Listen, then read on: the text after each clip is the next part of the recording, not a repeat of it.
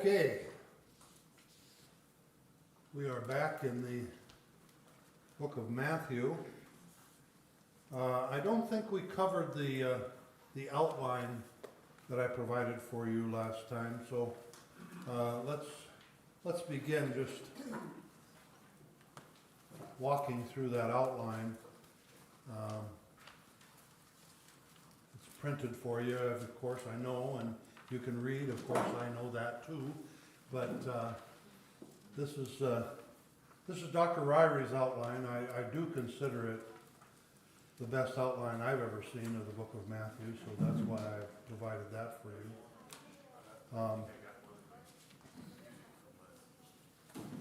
you. This is his outline that's printed in the Ryrie Study Bible. And if you don't have a Ryrie Study Bible, I would suggest you get one. It's very, very difficult and expensive to get a New King James translation of the Ryrie Study Bible. They are still available, but you have to get them on eBay, and they're about $500. But the New American Standard Ryrie Study Bible is still available, and it's much, much more reasonable. I think you can get one of those for under $50.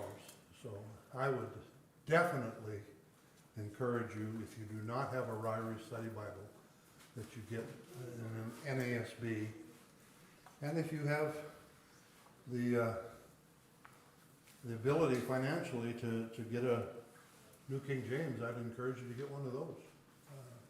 Because I do still believe that the New King James is by far the best translation. The American Standard is close.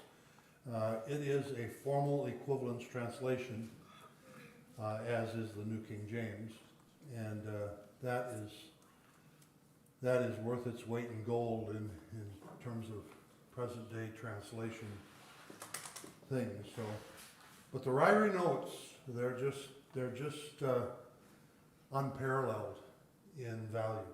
There is no, I have never. There may be another, but I don't know.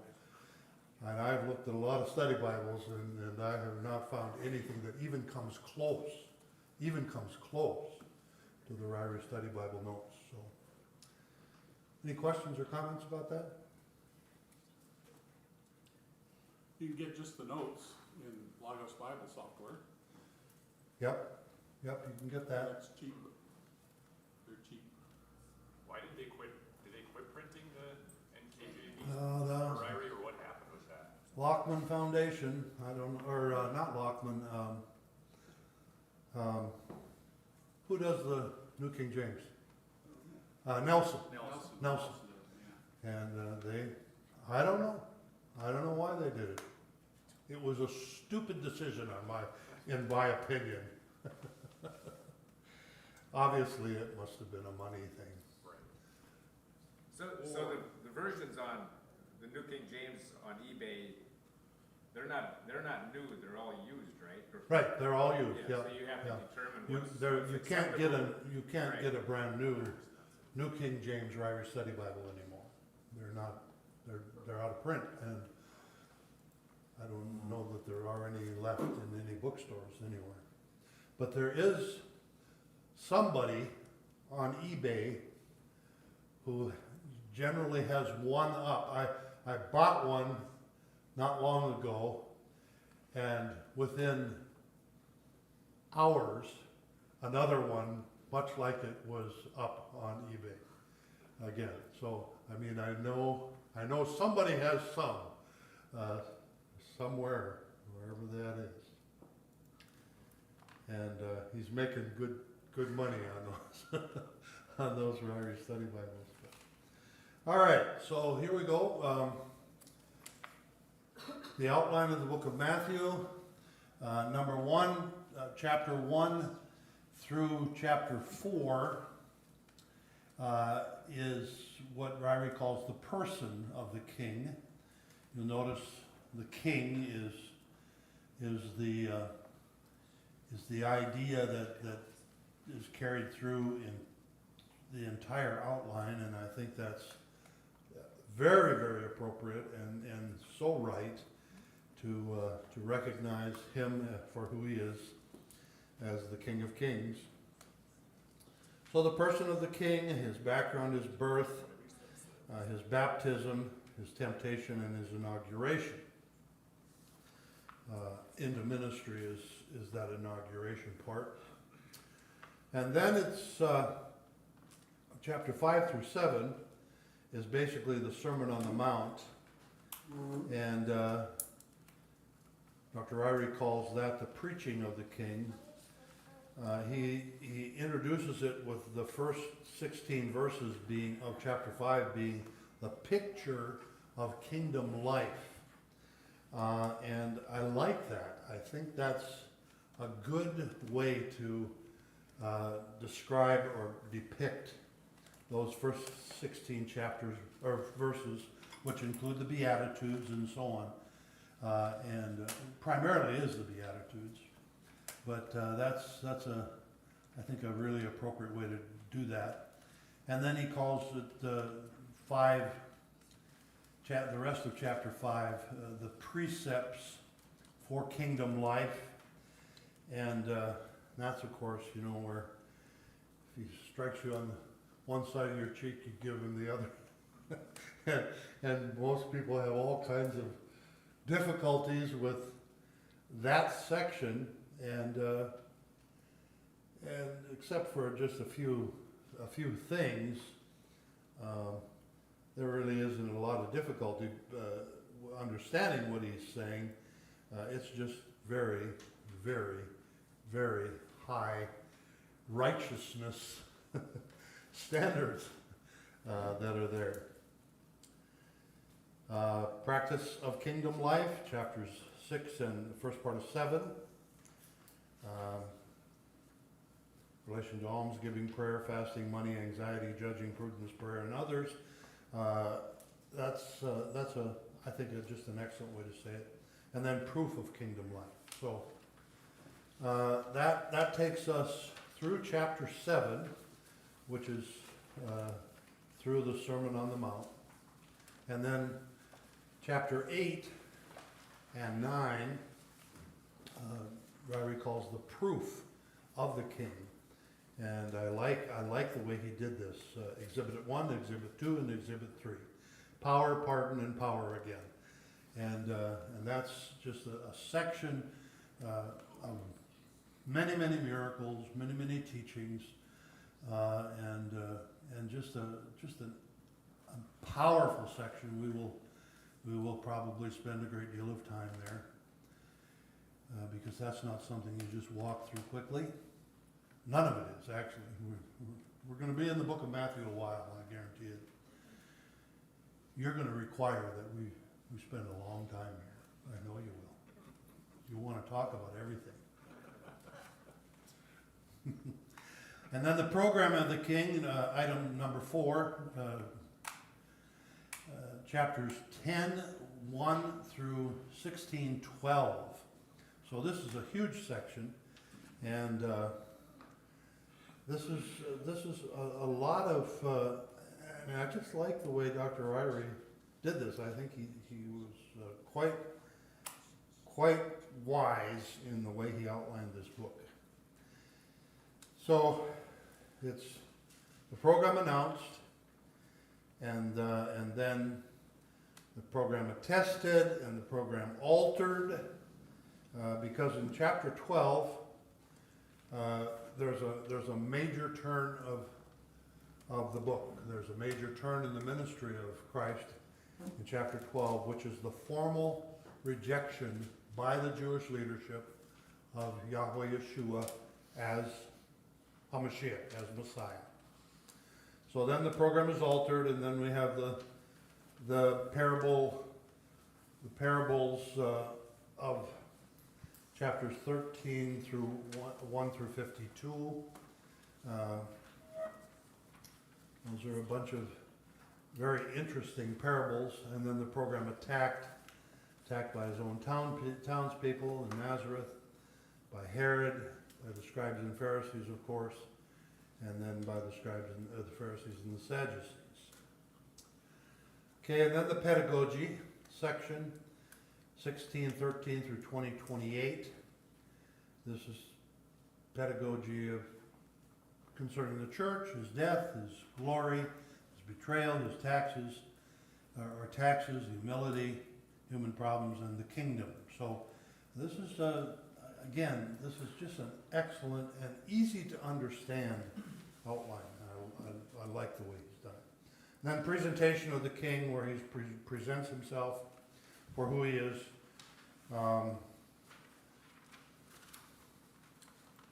That's chapter 20, 29 through 23, 39. And then chapters 24 and 25 is the Olivet Discourse, the predictions of the king. And that of course is a very, very powerful section. We'll spend a significant amount of time there, I'm sure.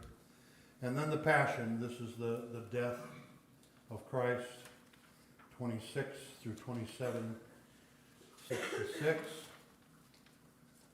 And then the last page is the power of the king, and that's 28, 1 to 20, the last chapter, which includes that version of the Great Commission, which is by far the most complete of any of the 5 versions of the Great Commission that we have in the New Testament.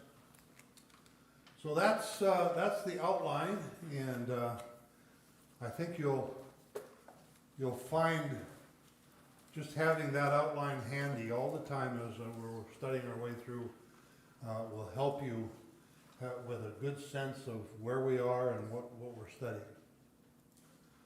Comments, questions, thoughts, complaints, grievances?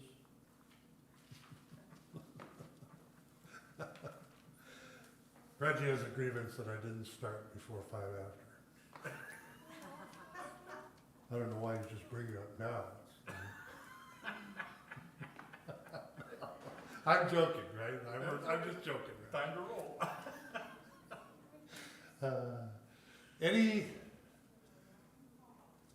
Okay, we're going to get into the book of Matthew, but in doing that, I have to introduce to you my newest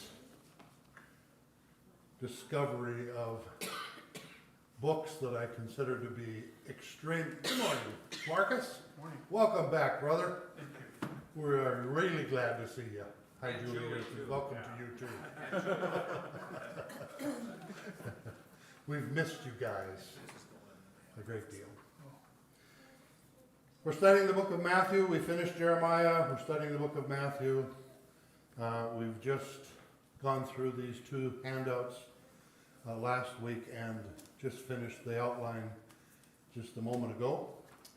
And we're getting ready to get into the first chapter of the book of Matthew, but I'm introducing what I consider to be another one of my favorite books now. It's called All the Genealogies of the Bible. I'm sure you are immediately excited. Honest to goodness, this is one incredible book. I sit and read and study and look through and back and forth with the scripture text.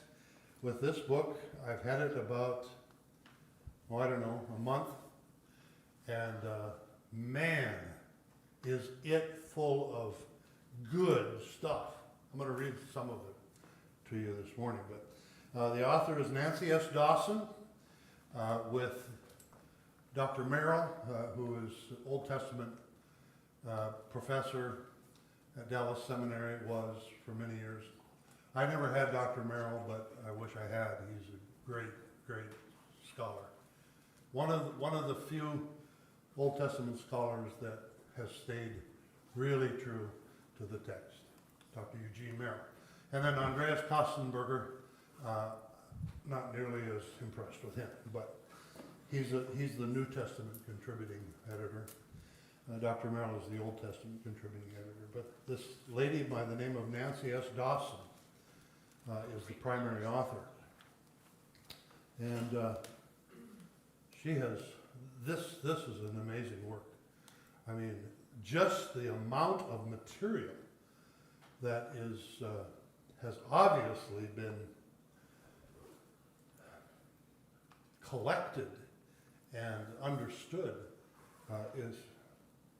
it's just unbelievable. It's just an amazing book. I guarantee you will find yourself lost in this book if you buy it. Obviously, chapter 1 of the book of Matthew begins with the first 17 verses being the genealogy of Jesus the Christ. And one of the major things, in fact, the main reason I bought this book is because I saw something somewhere about what I'm just going to show you here in just a minute, that this book includes is a comparison of the Matthew genealogy and the Luke genealogies, and how they come together. I don't know if you've ever noticed. I had noticed, but I had never realized what was significant about it until I got this book. But the two genealogies come together at the time of Zerubbabel. Did you know that? Luke's genealogy and Matthew's genealogy both mention a man named Shealtiel and Zerubbabel. And this is the Zerubbabel of our book of Zechariah in the Old Testament. It's the guy who led that return, that post-exile return to the land of Israel. Well, and you know, the Matthew genealogy starts with Abraham and goes to Jesus. The Luke genealogy goes backwards the other way. But look at this, and I think you can just see it. They've got it in the form of a helix or an 8 pattern, the helix. But in the middle there, the yellow highlighted is Zerubbabel and Shealtiel. And this there's an entire section in this book about that, why that's important, and what's significant about it. And I'm just going to read to you some of this section, okay? This chart is perhaps the centerpiece of, and the most theologically significant of all genealogies in this entire book, because it incorporates 3 key genealogical passages to explain the ancestry of Jesus the Messiah. 1 Chronicles chapter 3, 10 to 24, Matthew 1, 6 to 17, and Luke 3, 23 to 31. Collectively, the scriptures show that the genealogy of Jesus is traced through his earthly father, Joseph, and reveal that there was a double line leading to the Messiah, the David-Solomon kingly line, and the David-Nathan non-royal line. So, the 2 sons of David, Nathan and Solomon, are the way these 2 genealogies are built and traced, right? So now he goes on to explain.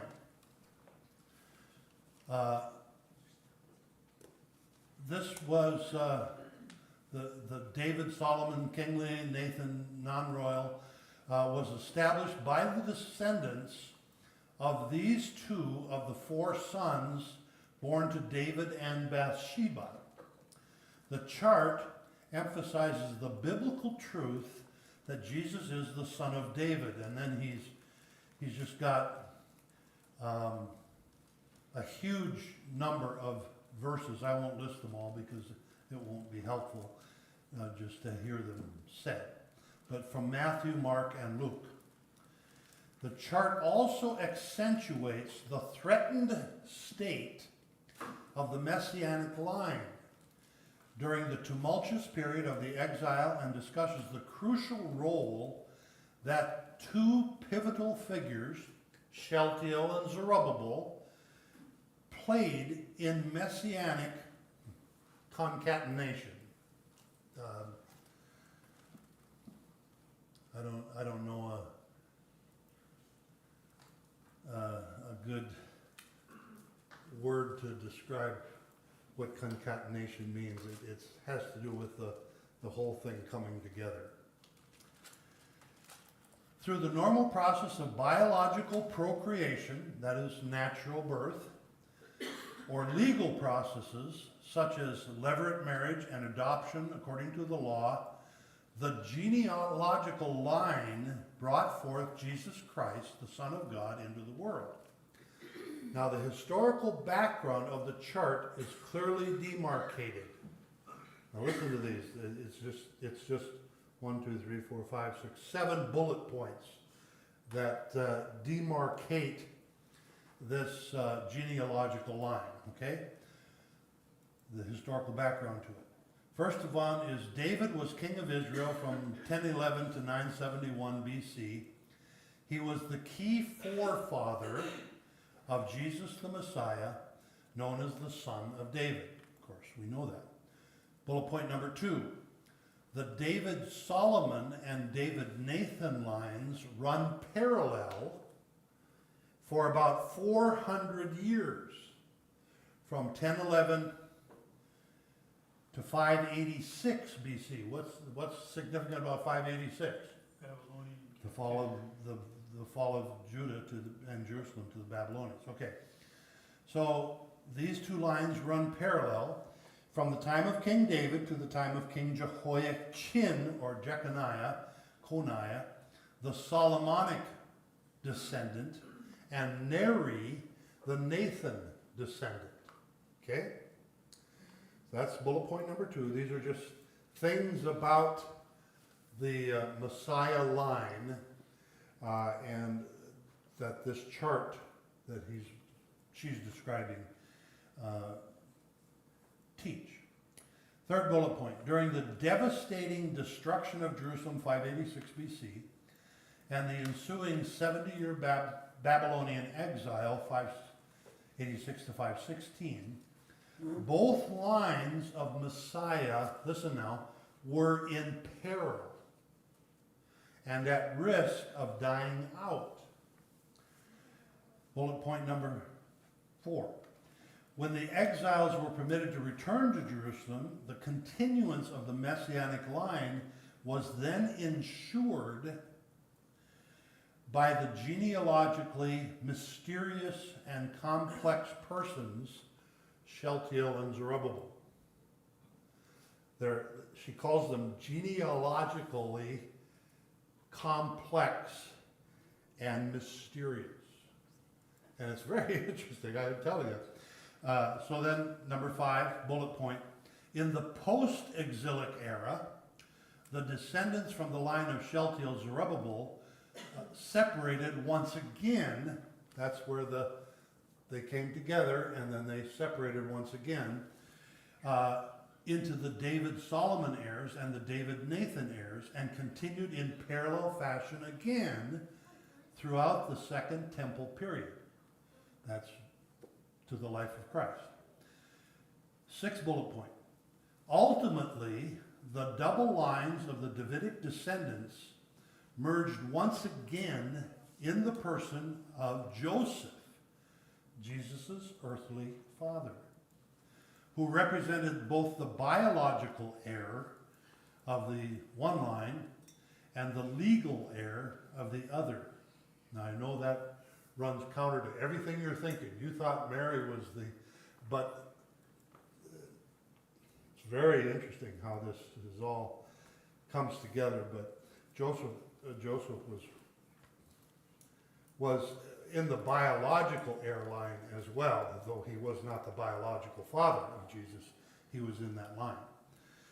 He was also the legal heir. And then the 7th bullet point.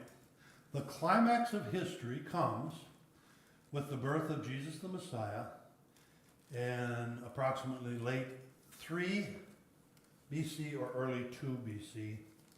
And then it just goes on with huge amounts of information and explanation of all that has just been said. So, that's just a little taste, just a tiny little sample of the depth of the study and scholarship that is represented by this book. I'm very impressed. All right, questions, comments, statements? That whole statement about where the line was in peril for a period, that's kind of incredible. It is, isn't it? That It God is. allowed that to happen, but knew that his plan was, it ain't gonna Yeah, happen. yeah, I got yeah. something, Yeah. I'm gonna do that's Yeah. not gonna allow that to happen, Yeah. so Yeah. that's interesting. It is very interesting. It's fascinating. Well, and he's the one who threatened the line. Huh? He's the one who threatened the line, Yeah, because he's the one who caused Babylon to capture Judah. yeah, So Yeah. it's all part of his plan and his intricate details. yeah, yeah, yeah, yeah, yeah. Do you think that having a parallel, he was protecting in case one? Well, there are other things that are involved. I mean, there's that, one has to do with the curse on Jeconiah. Oh, That line was cursed. The Solomonic line got cursed because Jeconiah was a stinker.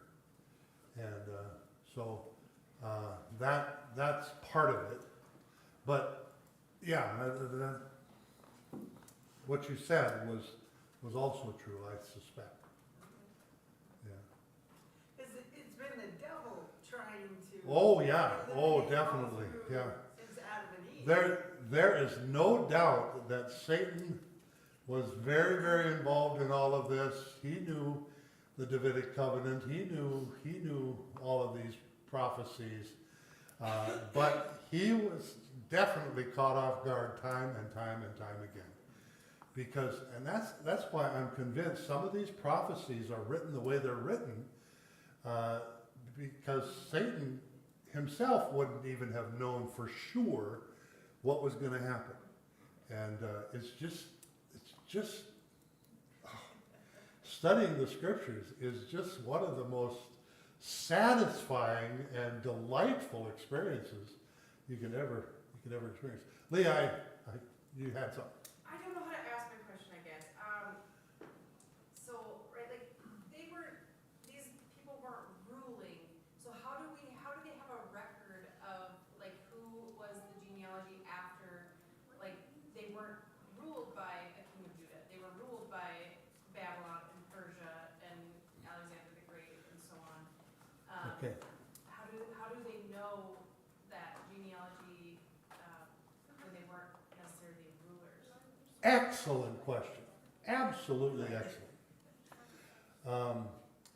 There are two ways that genealogies were carried forward. Right? That's the question you're asking. How did they know, right? Yeah. Okay, so there was the public legal records that were kept by the synagogue and the temple, and as long as the temple stood, and they rebuilt the temple, and so I mean, obviously, people like Ezra and Nehemiah, Zerubbabel, all of these people, Joshua the high priest, all of these people were very, very, very careful about tribal, identities and people's fathers and mothers and who was what, and even with levirate marriage, how that worked, and it had to be. I mean, that's how records were kept in those days, and they were meticulous about keeping them. Now, Herod the Great, King Herod, because he had no lineage and he was a kind of a mongrel of different racial backgrounds, he destroyed, personally, he destroyed a bunch of the public records.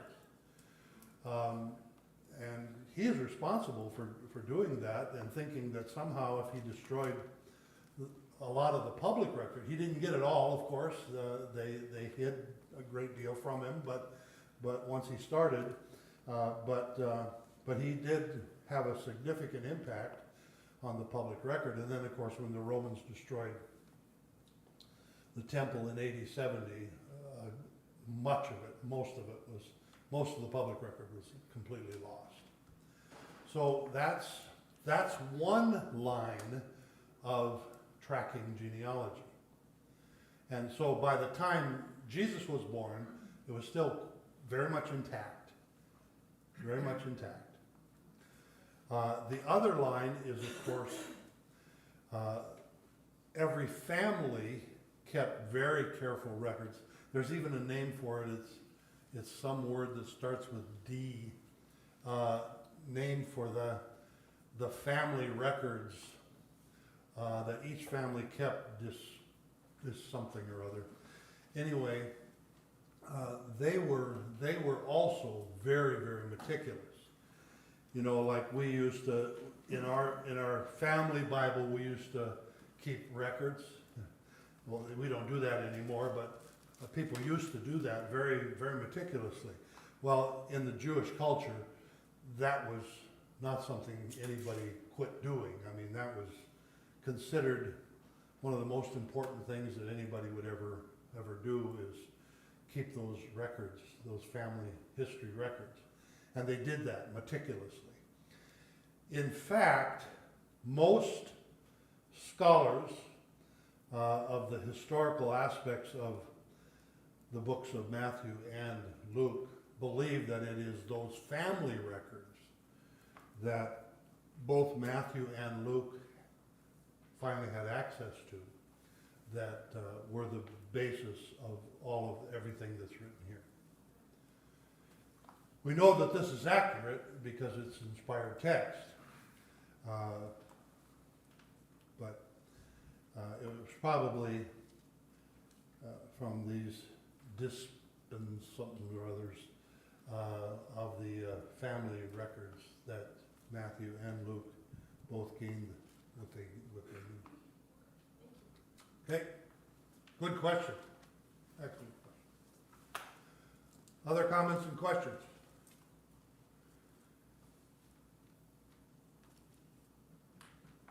One comment. Huh? Matthew is a good book. I'm sorry, Levi, I wasn't able to hear you. Yeah. Matthew is a good book. Matthew's a good book? Yes, it is. It's a wonderful book. All right, and that's because your name is Levi, right?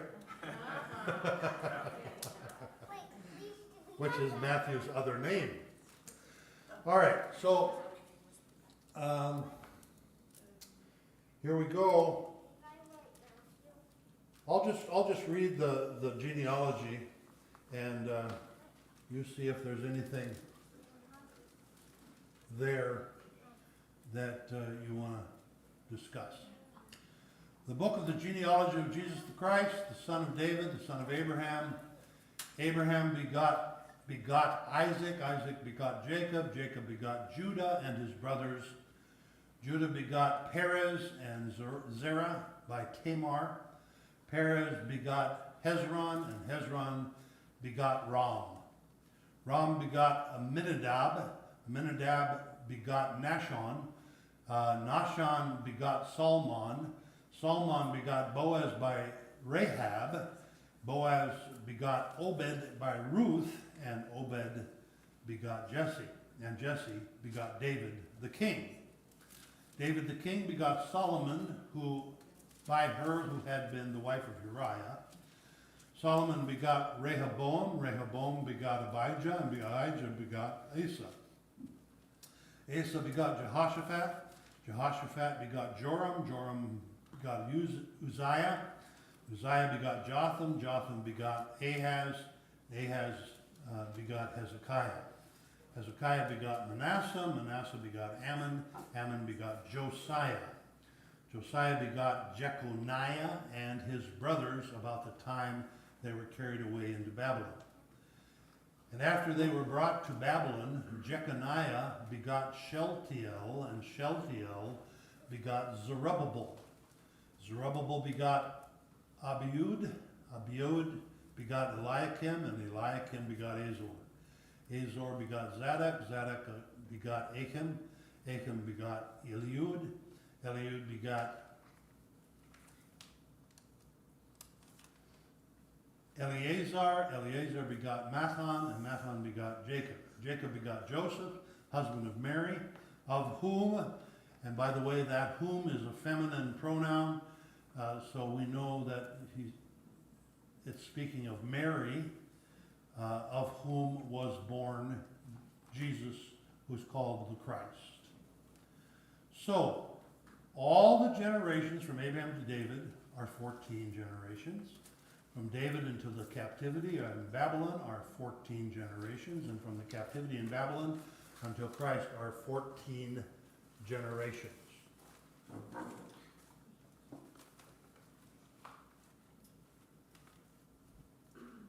Okay?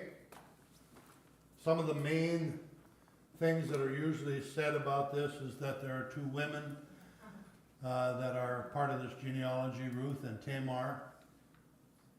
Oh, there's the third one, right? So there's Mary. Oh, well, yeah, Mary, but There's Tamar, Rahab, Rahab is the third one I was thinking of. Rahab, Ruth, and Mary. Bathsheba. But Bathsheba, the wife of, Huh? and Bathsheba is in there. Bathsheba, yep, but she's not named, is she? No, just the wife of Uriah. Yeah, right, yeah, so yeah, Bathsheba would be NASB also. has Bathsheba in it. Huh? The NASB, they put Bathsheba in Did the they? text. Yeah, Oh, it's in the Ryrie, but I don't know why they. oh, interesting.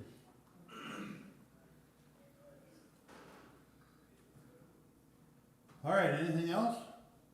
Well, that does illustrate, though, what Ryan just said. The fact that the NASB does include Bathsheba, that does illustrate. You'll notice if you're reading the New King James, are you reading the New King James? Verse 6, David the king begot Solomon by, and then her who had been wife. That's italicized. You know what that means? That's not there. By her of Uriah is what is there. By her of Uriah is what is the Greek text. So the who had been the wife of is not in the text. That's supplied by the translator. And that's why it's italicized. And then Ryan says that the NASB, well, where does it put Bathsheba? It just says David was the father of Solomon by Bathsheba, who had been the wife of Uriah. Huh. That's how they translate it. It's not a translation, Or- they inserted Or that. inserted it, yeah. Well, they inserted the whole thing, Bathsheba, who had been. Yeah. Oh, okay, Compared to okay, what, yeah, you have. okay. Because NASB? the Legacy Standard Bible, Just which open is that based up and I on don't the have same, What? the Legacy Standard Bible, which is a New American It's a Standard. New American Standard, It's yeah. based on the same text. It does not use the name Bathsheba. So the NSAB, This is NASB. NASB, the NASB inserted 95 one. the name, it's not in the text. And it's just. right, it's not in the text, I knew that, Yeah, but I just didn't understand how it got there. Sheba's not mentioned there. Yeah. And then That's the 2020. this might be the 95. And look up the 95. See what that one is. I was trying to look. Well, it's just interesting how the translators, sometimes they take liberties that they, I mean, in this case, it doesn't change any meaning, of course, at all. And obviously they thought they were helping the reader, but 95. That's the one. but doesn't it make you wonder why her name was left out? I mean, there must have been something culturally that oh yeah, we're oh missing definitely. about that. because it was an adulterous relationship. That's But what, so is you Tamar, bet. so is Bathsheba's Tamar. not in the text. Tamar is kind of a, Well, Is it just like the it wasn't quite as clearly adulterous. That is the manuscript. Well, that was because of a violation of a covenant. Right, right. It wasn't quite the same. I don't know, Rhonda, I mean, I'm not sure, but I can see the difference in the Hebrew mind between the Tamar and the Bathsheba situation. David was married to Bathsheba when they had Solomon. The law, Yeah, yeah, where yeah. Judah and Tamar That's were true. married. That is true. That is true.